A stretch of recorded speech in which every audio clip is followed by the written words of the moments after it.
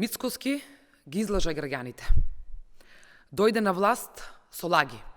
Ги излажа граѓаните за враќање на името, за преспанскиот договор, за подобра преговарачка рамка. Ги излажа и за економијата. Изминуваат 2 години. Половина од мандат на Христијан Мицкоски, а ниту едно од ветувањата во економијата не е остварено. Наместо подобар живот и повисок стандард, народот живее полошо и со помалку пари. Наместо нови инвестиции, самите инвеститори си заминуваат. Наместо намалување на задолжувањето, имаме рекордно зголемување и нови долгови. Економската политика на владата на ВМРО и Мицкоски доживува целосен дебакал. Во буџетот нема пари.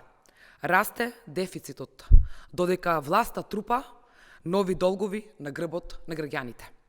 Според официјалните податоци од Министерството за финансии, заклучно со 27. мај се реализирани 76% од вкупно планираниот годишен буџетски дефицит.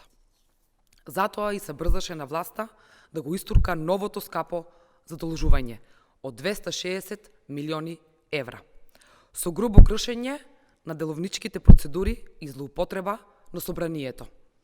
Затоа излажа и Министерката за финансии. Прво не повика да ни објасни, па потоа побегна. За 2 години, почитувани, ВМРО создаде нов долг од 2,5 милиарди евра, а јавниот долг се зголеми на историски највисоки 11 милиарди евра. Долг што ќе го плаќат идните генерации. Ова не се пари за граѓаните, ниту за капитални инвестиции. Ова се пари за криминалните тендери на ресепничката влада на ВМРО ДПМНЕ, што душмански ја задолжуваат нашата држава.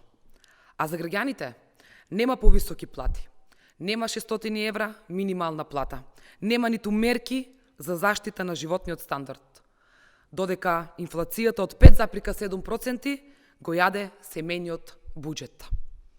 Скоро 69.000 денари се потребни само за покривање на основните трошоци за живот. 2 минимални плати не стигнуваат за живот. Нема пари за исплата за повисоки субвенции за земјоделците. Дополнително, власта не е дел од земјоделците. Им бара да вратат пари назад. Се крати од студентите, се намалуваат стипендиите за социјални категории, поскапува сместувањето во студентските домови. ВМРО, почитувани, крати од сите, за да има повеќе за нивните криминални тендери и луксузи. За 2 години го осиромашија народот.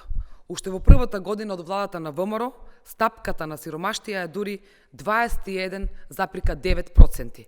Секој пети граѓанин живее на прагот на сиромаштија.